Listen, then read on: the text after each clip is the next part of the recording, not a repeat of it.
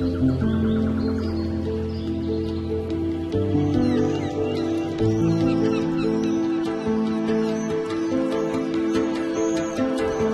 série nous emmène aux quatre coins du globe pour découvrir de grands projets très différents les uns des autres, tous très ambitieux. Chaque épisode est une fenêtre sur le monde des travaux publics. Elle aidera, je l'espère, à susciter de nouvelles vocations pour nos métiers. Nous avons tourné ces images au cœur de l'Afrique de l'Ouest, en Côte d'Ivoire. Dans cet épisode, nous partons à la rencontre des tours jumelles de Lamé, les plus grands châteaux d'eau d'Afrique.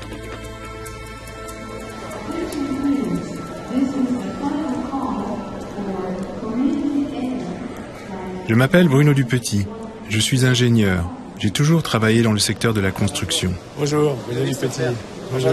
Bonjour. Vous allez bien? Ça va, merci. Faut se tutoyer si tu veux. Mais impeccable. À la sortie de l'aéroport Houphouët-Boigny, je suis accueilli par Ludovic Stoeffler. Ludovic est le directeur d'exploitation de Franzetti. C'est l'entreprise qui a gagné ces grands projets d'approvisionnement d'eau, dont les châteaux de Lamé sont une pièce maîtresse. On va aller vers la voiture. Bien que j'ai beaucoup voyagé pendant ma carrière, je ne connaissais pas du tout Abidjan, une ville moderne en pleine expansion. Une ville où presque tout le monde a un smartphone, mais qui fait face à un problème fondamental. Plus d'un tiers de la population n'a pas accès à l'eau potable. En Afrique, le problème, c'est pas tellement la ressource en elle-même, de l'eau, il y en a. Le problème, c'est la position des villes par rapport à ces ressources. Donc comment prendre la ressource, la traiter et l'amener jusqu'au client final et aux habitants, quoi. Et amener l'eau aux habitants, c'est toujours un souci, quoi, parce que tu arrives dans des zones urbaines très denses, ça s'étend très rapidement et à la fois en superficie et en hauteur. Donc à la limite on sait gérer en superficie, ramener de l'eau à un niveau horizontal, mais dès que tu dois commencer à monter dans les étages, voilà, c'est le système de gravité, quoi. Si plus tu montes, moins tu as de pression. Donc énormément de soucis aussi de ce côté-là. Et sur le plan technique, celui de Lamé, c'est l'icône, c'est le truc. Ouais, bah oui, c'est hyper exigeant. C'est une technologie qui est pas utilisée couramment, ni ici, ni dans toute l'Afrique. Les châteaux d'eau de Lamé sont deux tours jumelles de 40 mètres de hauteur à la conception audacieuse et novatrice. Elles permettront d'alimenter en eau potable un immense quartier, le quartier d'Abobo de plusieurs millions d'habitants. Un quartier qui s'agrandit tous les jours.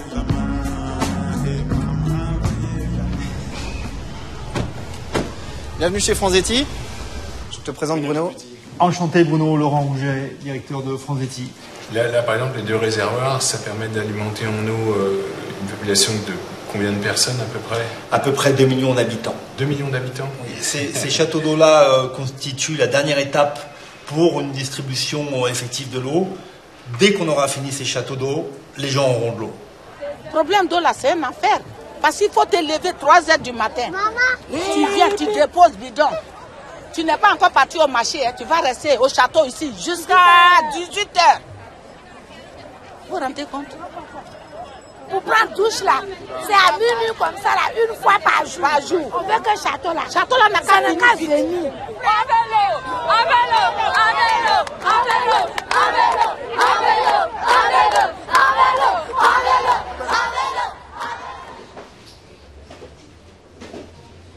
La nappe d'Abidjan ne suffit plus à alimenter la population d'Abidjan, donc il faut aller au-delà.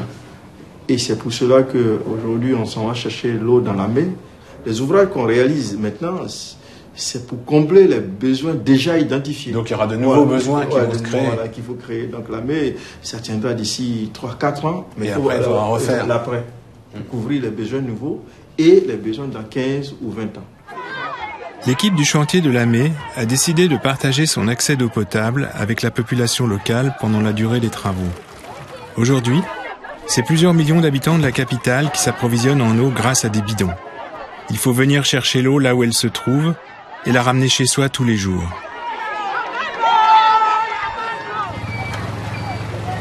Une grande partie des habitants payent des transporteurs qui viennent chercher des bidons et les distribuent à travers les quartiers. Chaque bidon coûte jusqu'à 100 francs CFA, soit 15 centimes d'euros. Il faut souvent plusieurs bidons par jour et par famille.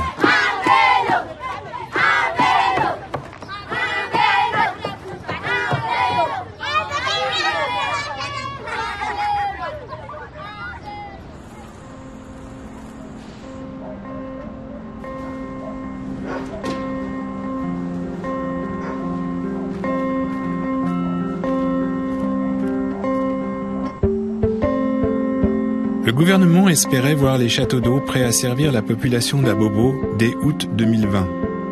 Je suis parti sur le chantier en mars 2020, juste avant la crise du coronavirus. J'y ai rencontré l'équipe en train de terminer la construction de la pièce principale du château, la cuve de béton de 5000 mètres cubes. Yaya, viens, c'est le moment. Comment travaille-t-on tous ensemble avec une équipe de près de 100 personnes sur un chantier aussi novateur ? C'est toujours difficile d'adapter une conception ambitieuse et innovante à la réalité du terrain. Et c'est aussi délicat de toujours bien communiquer et se parler. Bonjour messieurs. Bonjour messieurs. Bon, ce matin on va trouver la cheminée, donc les maçons, harnais, lunettes, gants, tout ce qu'il faut. Il y a de la musique, quelque chose de prévu, Yaya ?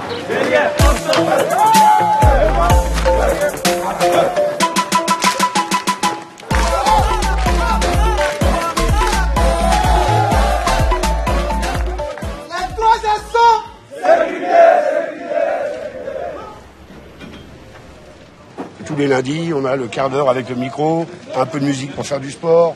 On organise des barbecues, on fait des petits matchs de football. Tout ça, ce sont des petits trucs qui font que, en fin de compte, on est tous solidaires. Et à partir de là, il y a un respect qui s'installe. Donc fondamentalement, c'est le respect. Ouais, ça c'est clair, c'est clair. S'il n'y a pas ça, ça ne peut pas marcher. L'honnêteté, le franc-parler, voilà, on n'est pas là pour dire des choses ou parler derrière. Voilà, j'aime bien. Enfin, moi, je suis comme ça, j'aime bien dire les choses. Quand ça va pas, je le dis, et quand ça va, je le dis aussi. Les ingénieurs qui ont conçu ces châteaux d'eau sont à Paris. Dans une conception de château d'eau classique, on fabrique les cuves en place, donc en hauteur, ce qui nécessite beaucoup d'étaiement et d'échafaudage. Ici, l'équipe a eu l'idée novatrice de les fabriquer au sol, pour simplifier leur construction, optimiser les coûts et gagner du temps, car on construit simultanément la tour centrale du château et la cuve. Les équipes de la SAD ont conçu cette façon de construire les châteaux d'eau pour Franzetti dans les années 2005. On s'était inspiré de la façon de construire les minarets. Les cabines de prière étaient fabriquées au sol avant d'être levées et scellées en hauteur.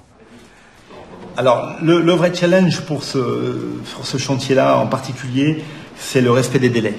Parce que tous les travaux en amont, que ce soit la prise d'eau, le traitement ou les conduites, seront terminés avant nos châteaux d'eau. C'est la dernière. C'est le dernier maillon. Toi, tu es en retard de 3 jours, tout ça. Ouais, c'est le projet sera en retard de 3 jours. À cause du retard pris au début du projet, l'équipe est sous pression pour finir dans les temps. Quand j'étais sur place, l'équipe venait de terminer l'une des cuves au sol. La deuxième cuve était en cours de ferraillage. Des centaines de barres d'acier sont mises en place selon un design très précis. Ils servent d'armature avant le bétonnage de la cuve.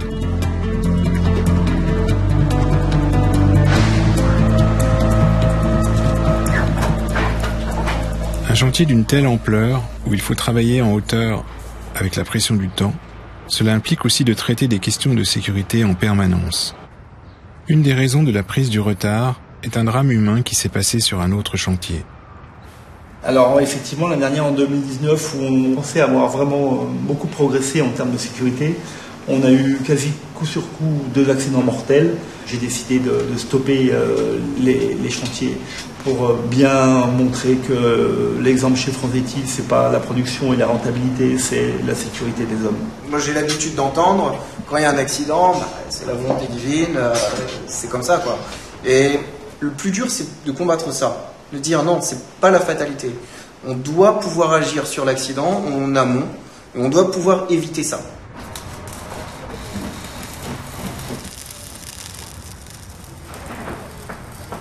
Quel est le regard des ouvriers sur les dangers du métier ? Nous avons rencontré Inès, soudeuse chaudronnière chez Franzetti. Le mot peur ne fait pas partie de mon vocabulaire. Moi, je n'ai pas peur de quelque chose. Tout si c'était une autre fille, elle aurait dit non, je ne monterai pas là. Il y a que ces filles-là arrêtent de compter sur les beautés, sur les physiques. Il y a des métiers qui les attendent. Il ne faut jamais se sous-estimer. Par exemple, au début, mon père n'avait pas trop confiance en moi. Il dit que toi, tu es une fille, mais qu'est-ce que tu vas m'apporter de bon? Tu te fais confiance, tu ne te sous-estimes pas et tout ira bien pour toi. Quand tu fais un métier, tu le prends à cœur, tu le prends au sérieux et tu l'aimes de tout ton cœur. Mais d'abord, il faut la persévérance, l'amour et la patience parce qu'on n'apprend pas tout d'un coup.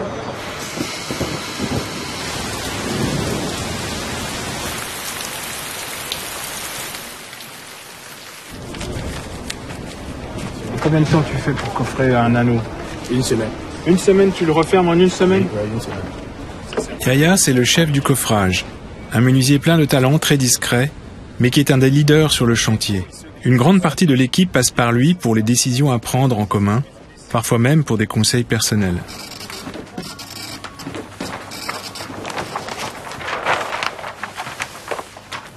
Alors. Ici, on a une cuve conique avec un coffrage et un ferraillage très précis et relativement délicat à mettre en place. Donc il faut que mes plans ils soient lisibles et compréhensibles facilement sur place. Il faut percer le panneau extérieur, tu mets les tiges artéon. Tu mets la tige artéon d'abord? Tige artéon avec la colle d'étanche. Oui, mais bien sûr, il faut en une fois. Et l'anneau, c'est une fois ça peut pas être en tout. De notre côté, il faut qu'on soit toujours très réactif. Il faut qu'on reste souple et qu'on puisse s'adapter aux réalités du chantier. Une adaptation de construction sur ces châteaux, par exemple, c'est la couverture. Le toit, si vous préférez. À Paris, les ingénieurs avaient dessiné une coupole trop lourde pour pouvoir être soulevée par la grue sur place. Il a donc fallu redessiner les plans pendant le chantier pour pouvoir les mettre en place, en pétales, les uns après les autres. En fait, tout le travail de nos ingénieurs consiste à maîtriser ces déformations pour les limiter, pour éviter la fissuration et donc améliorer l'étanchéité de la partie cuve qui contient de l'eau. Il faut qu'on livre des ouvrages qui tiennent dans la durée. En général, c'est 50 à 100 ans. Je suis toujours très touché par les rencontres incroyables qu'on fait sur de tels projets, les choses que l'on vit et qu'on partage. Je commence à la faire un peu, tu vois, vivre au jour le jour, quoi. Dans mon métier, j'aimerais bien poursuivre, aller vers des chantiers, toujours avec me rendre utile dans mon métier. Moi, c'est quelque chose que j'apprécie et que j'aimerais bien continuer à faire, quoi. Déjà ça, quoi. Après, on verra ailleurs, quoi. L'Afrique, c'est dur. Ouais, ouais, c'est dur. Ouais. Ça peut aller aujourd'hui, demain, c'est ça. C'est fini. Ouais. Ouais. Donc, faut savoir où tu vas. Ouais.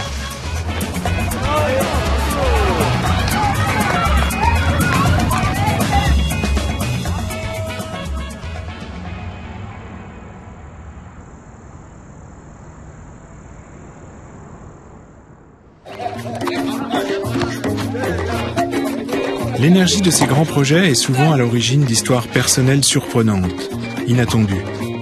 Il y a par exemple l'histoire touchante de ces 3 jeunes du quartier qui se sont battus avec un des ouvriers du chantier. Ils l'ont volé et bien amoché, et l'ouvrier s'est retrouvé à l'hôpital plusieurs jours. Plutôt que de les envoyer en prison, l'équipe de l'AME a décidé de leur donner une chance, payer leurs dettes en travaillant sur le chantier pendant quelques semaines. Au lieu de partir en prison, on préfère travailler pour soigner. Le premier jour, j'étais un peu gêné. Je ne connaissais pas le boulot. Je ne sais pas comment je vais faire attraper les matériels. J'ai regardé mes frères, comment les gars travaillent. Moi ici, ça m'a donné une motivation. J'ai commencé à travailler. Mais il faut avec les gars courageux. Parce que c'est un travail de hauteur. Il faut les gens courageux pour aller à la hauteur. Vous avez le courage de travailler. Faites tout possible pour travailler. Nous, on va vous aider. Une fois leurs dettes remboursées, on leur a proposé un emploi à plein temps. Aujourd'hui, ils sont parmi les jeunes ouvriers les plus appréciés du groupe.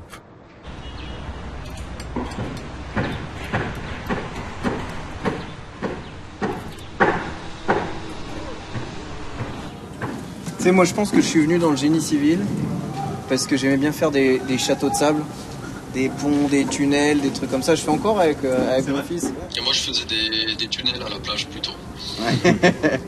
Moi j'étais pont, lui était tunnel, tu vois. La cuve est construite 2 mètres au-dessus du sol. Comme on disait, c'est plus simple de réaliser la cuve en pied plutôt qu'à 40 mètres de haut. Mais du coup, il faut penser à l'accès dans la tour pendant le chantier. On a donc décidé de surélever la cuve pour pouvoir accéder à l'intérieur. Cette idée facilite aussi l'installation des câbles qui permettront de hisser la cuve jusqu'à sa position finale. Comme le disait Mine plus tôt, le levage de la cuve sur un château de cette taille est une nouveauté. Cette innovation est une des raisons pour lesquelles Franzetti a gagné ce grand contrat. Il n'y a pas d'équivalent dans le monde pour la construction de châteaux d'eau. Le levage de la cuve de 3500 tonnes se fera tout doucement, sur 2 jours, centimètre par centimètre. Un autre élément surprenant de la conception, c'est que c'est une cuve suspendue. Une fois levée, elle n'est pas posée sur le fond comme on pourrait le croire quand on la voit de l'extérieur. Les câbles resteront en place et supporteront la cuve de manière permanente. La cuve va se remplir et se vider en fonction de la consommation d'eau par les habitants. Et on a de façon intéressante un fonctionnement un peu comme une fleur qui, quand elle se remplit, vient s'ouvrir et quand elle se vide, se referme. Depuis 5 ans que j'ai commencé ce métier, j'ai vu déjà une très forte évolution au sein des métiers de la construction. On nous demande d'être de plus en plus agile, de mieux coordonner l'ensemble des interfaces qu'on peut avoir. On travaille de plus en plus en 3D. Aujourd'hui, on nous demande de plus en plus d'être le mieux disant, que ce soit au niveau technique, technologique, mais également de plus en plus au niveau environnemental et sociétal.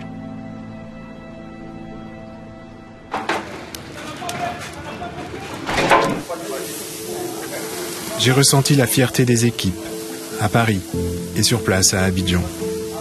Malgré la dureté de notre métier, les longues heures de travail et les moments de stress, c'est une vraie passion pour le métier qui les anime et les entraîne. C'est un métier de la vie, quoi. C'est des relations qu'on peut avoir, qu'on retrouve dans la vie, quoi. Valeurs humaines,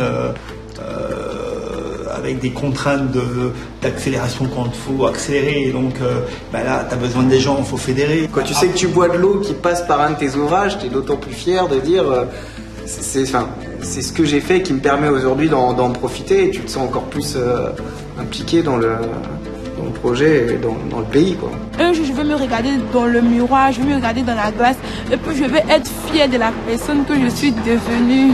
C'est mon rêve, ça, que tout le monde, où qu'il soit, qui qu'il est, quels que soient ses revenus, puisse fournir un robinet local. Ce serait mon grand rêve, ça.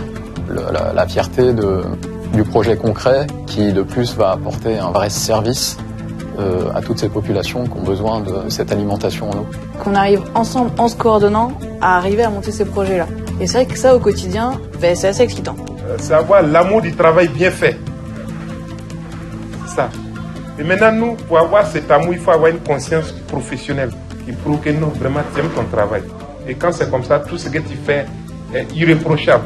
Moi, j'ai visité les chantiers depuis presque 40 ans, dans le monde entier, et que votre chantier, c'est un des plus beaux que j'ai jamais vu.